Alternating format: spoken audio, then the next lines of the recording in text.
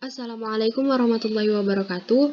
Halo teman-teman semua, kembali lagi di video persiapan kompetisi Sains Nasional tingkat kabupaten tahun 2021 bidang astronomi. Nah, jadi di video kali ini kita akan sebelumnya sama seperti video-video yang lalu ya. Kita akan membahas beberapa soal terkait dengan soal-soal Olimpiade Astronomi. Nah, jadi untuk di video kali ini, saya mengambil beberapa soal dari soal simulasi KSNK bidang astronomi yang diadakan oleh tim Olimpiade Astronomi atau yang biasa disingkat dengan TOASTI. Langsung saja kita ke soal. Nah, untuk soal pertama ini diambil dari soal simulasi KSNK Astronomi nomor 12. Jika dilihat dari Fossil rasionya, teleskop dapat dibagi menjadi dua jenis, yaitu teleskop cepat atau fast teleskop dan teleskop lambat atau slow teleskop.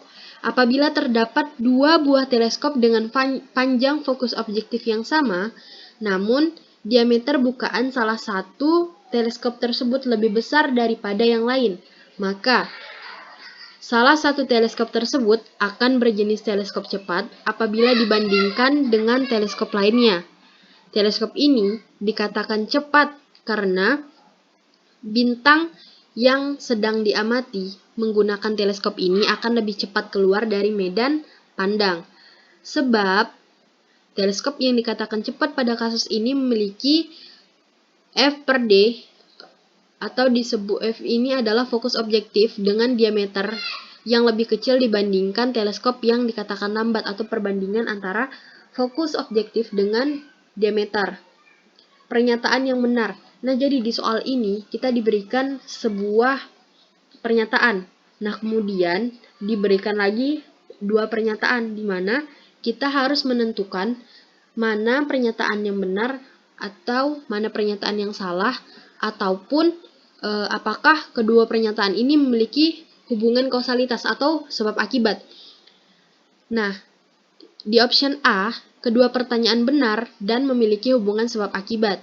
Pernyataan B, kedua pernyataan benar namun tidak memiliki hubungan sebab akibat. Pernyataan C, pernyataan pertama benar namun pernyataan kedua salah. D, pernyataan pertama salah namun pernyataan kedua benar. E, kedua pernyataan salah.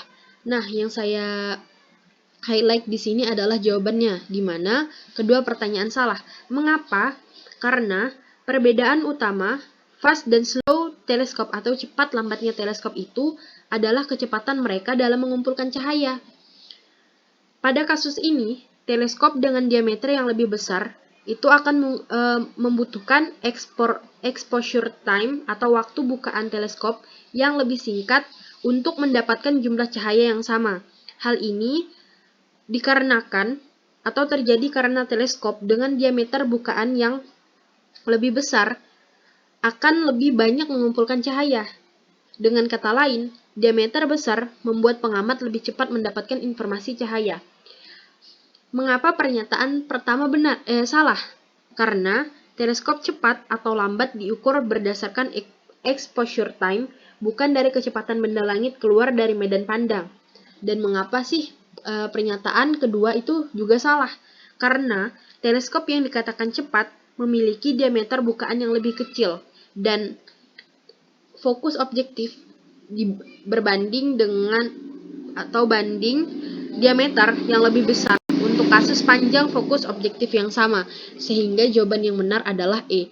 Nah, soal ini merupakan salah satu contoh jenis soal atau tipe soal yang kemarin telah disebutkan di sosialisasi KSNK, di mana di bidang astronomi terdapat 3 tipe soal. Yang pertama, pilihan tunggal, yang kedua pilihan jamak, dan yang ketiga adalah benar atau salah. Nah, yang soal pertama ini merupakan salah satu tipe soal benar atau salah.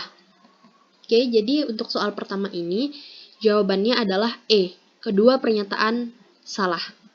Kita lanjut ke soal selanjutnya. Bulbul adalah seorang astronot. Bulbul adalah seorang astronot.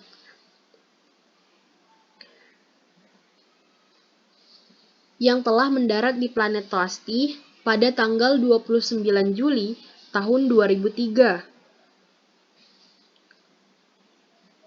Karena bosan menunggu roket yang akan membawanya kembali ke bumi, ia pun memutuskan untuk membuat dan mengibarkan bendera sebagai tanda kehadirannya di planet Toasti.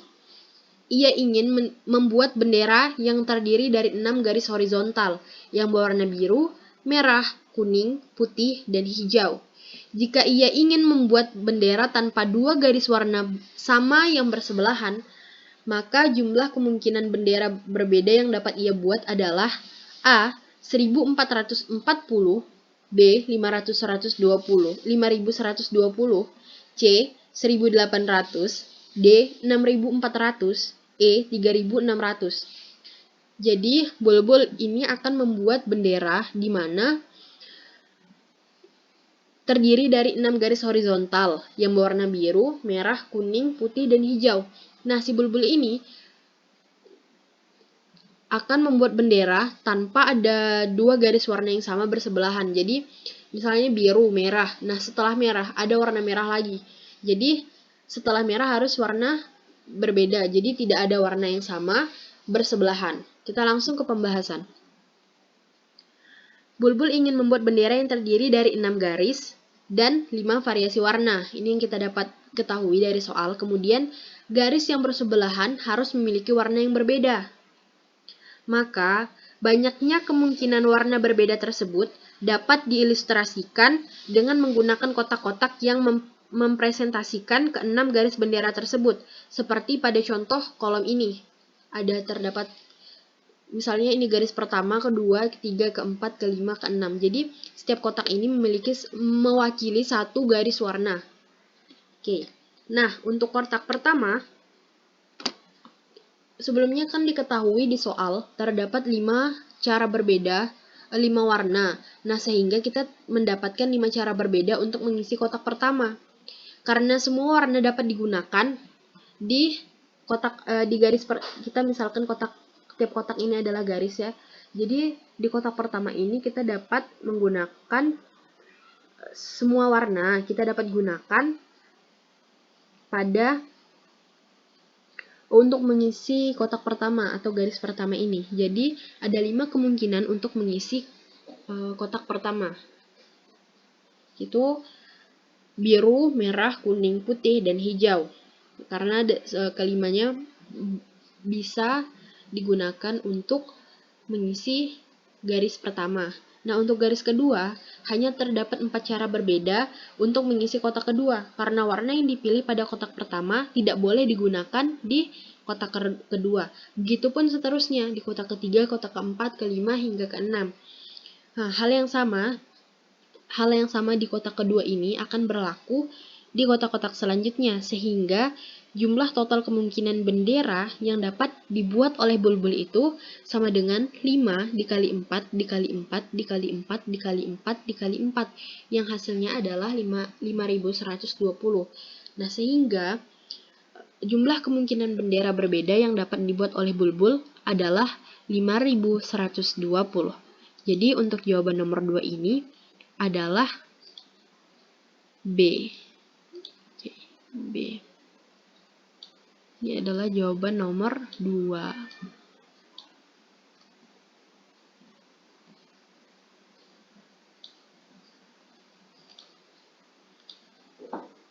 Kita lanjut ke soal nomor 3.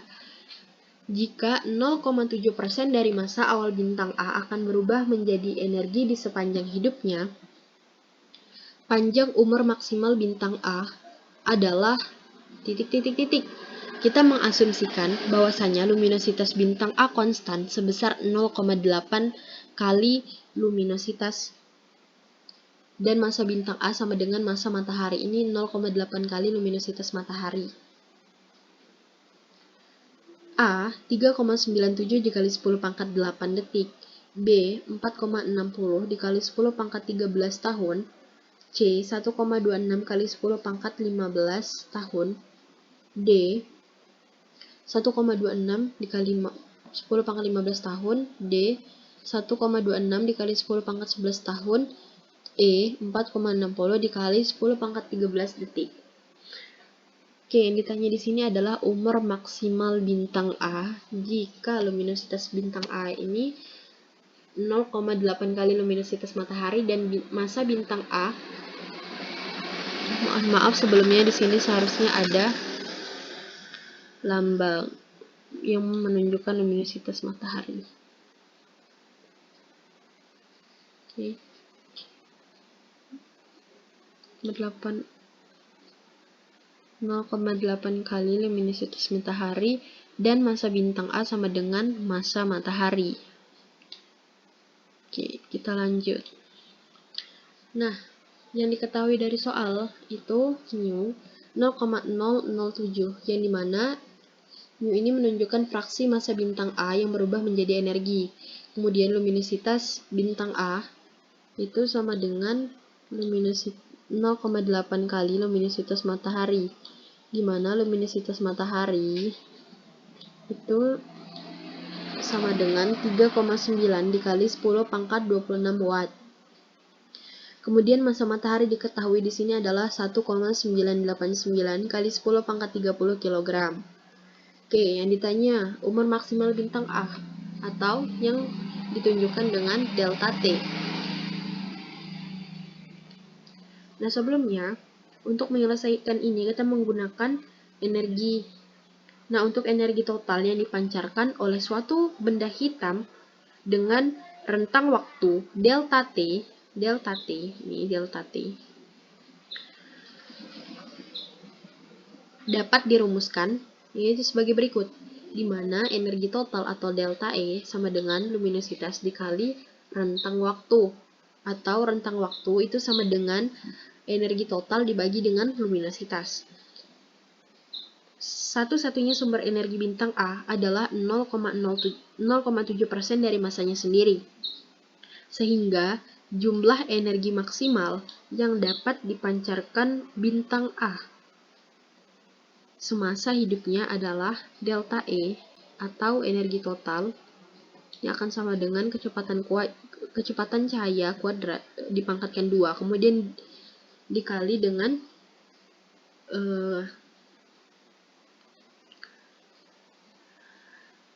selisih massa, ya, massa si bintang.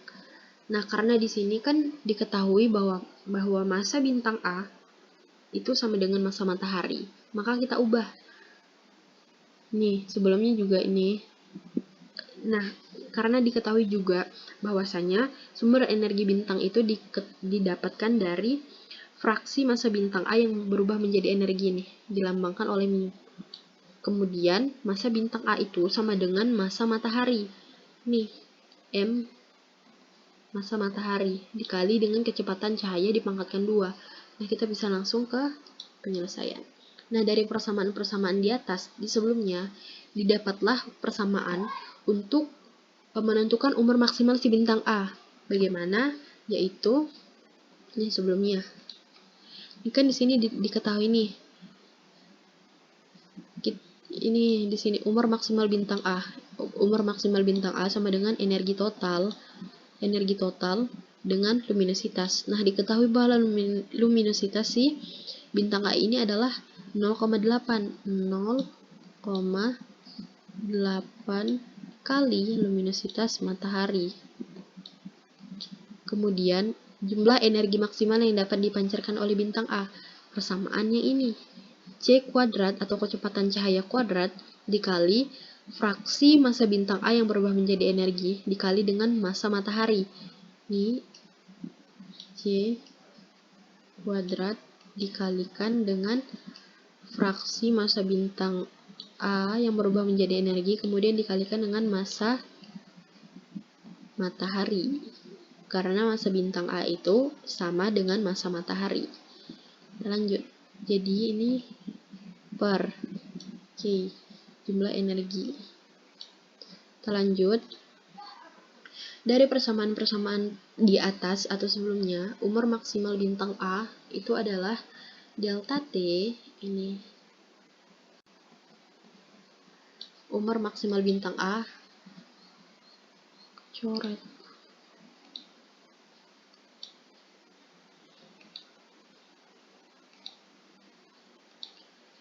Umur maksimal bintang A itu sama dengan kecepatan cahaya kuadrat dikalikan dengan fraksi masa bintang A yang berubah menjadi energi dikalikan dengan massa matahari, kemudian dibagi 0,8 kali luminositas matahari. Nah, diketahui bahwasanya kecepatan cahaya ini adalah 3 kali 10 pangkat 8 meter per sekon. Ini kita bulatkan ya, dari yang sebelumnya 2,989 sekian-sekian, kita bulatkan menjadi 3 kali 10 pangkat 8 meter per sekon dipangkatkan 2, kemudian dikalikan dengan fraksi massa bintang A yang berubah menjadi energi yang sebelumnya 0,7% diubah menjadi bilangan desimal, maka nilainya itu adalah 0,007 dikalikan dengan massa matahari. Nah, sebelumnya di sini diketahui bahwasanya massa matahari adalah 1,989. Kita bulatkan menjadi 2 kali 10 pangkat 30 kg.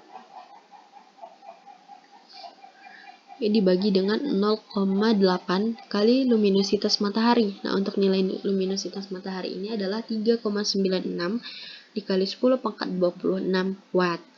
Nah, hasil dari operasi ini itu sekon ya. Sekon.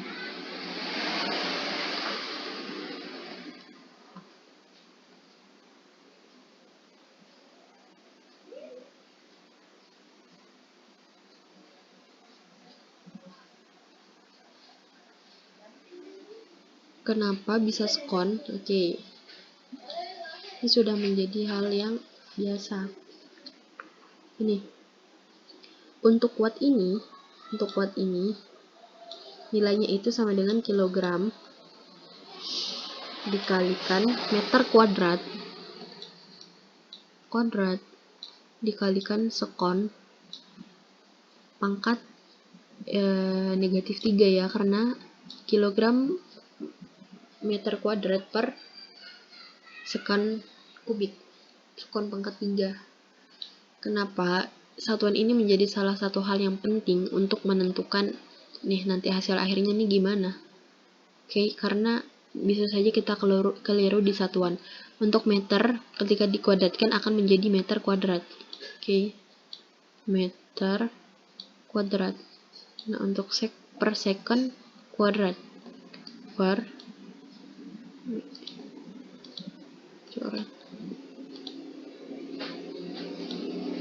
Per second kuadrat ya. Kemudian nah, ini di sini kita kalikan dengan di sini seharusnya kilogram juga. Meter kuadrat dikali kilogram per second kuadrat, atau kita jabarkan mudahnya gini aja deh. Meter kuadrat dikali kilogram. Kilogram ini yang massa matahari ya. Kita permudah. Second kuadrat per kilogram kali meter kuadrat per second pangkat 3. Ini kan bisa kita coret nih yang kilogram sama meternya nih. Nah, untuk yang S ini ketika kita balik, maka itu nilainya sama dengan S pangkat 3 per S kuadrat. Hasilnya itu akan sama dengan S. Jadi satuannya ini second. Nah, kemudian karena di option kan diketahui nih yang detik tuh cuma 2. Nah, sedangkan hasil yang kita dapat ini adalah 3,97 kali 10 pangkat 18 second. Gak ada nih. Di sini hanya 3,97 kali 10 pangkat 8 detik. Beda. Jadi, kita ubah ke satuannya tahun. Apakah ada yang sama? Nah, setelah diubah satuan yang sebelumnya second menjadi tahun, itu adalah 1,26 dikali 10 pangkat 11 tahun, sesuai dengan option atau pilihan yang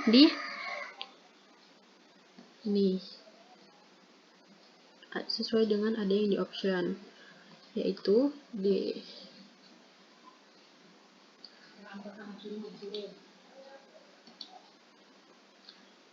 jawabannya nih 1,26 dikali 10 pangkat 11 tahun. Jadi untuk jawaban yang nomor 3 ini adalah 1,26 kali 10 pangkat 11 tahun. Oke.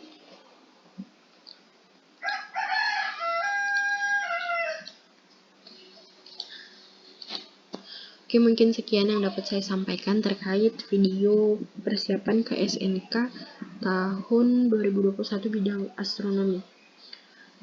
Apabila ada kesalahan dalam penyampaian, saya mohon maaf. Dan untuk teman-teman yang sama-sama peserta Olimpiade Sains tingkat kabupaten bidang astronomi, tetap semangat. Insya Allah kita akan bertempur tanggal 4 Juni. Semoga hasil yang kita dapat sesuai dengan usaha yang telah kita lakukan. Amin. Karena sejatinya usaha tidak akan mengkhianati hasil. Akhir kata, wassalamualaikum warahmatullahi wabarakatuh.